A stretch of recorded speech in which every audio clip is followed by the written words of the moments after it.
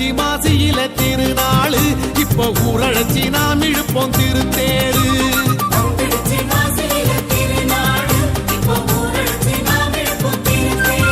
நம்ம ஆத்தா நிறைஞ்சா கண்ணோடு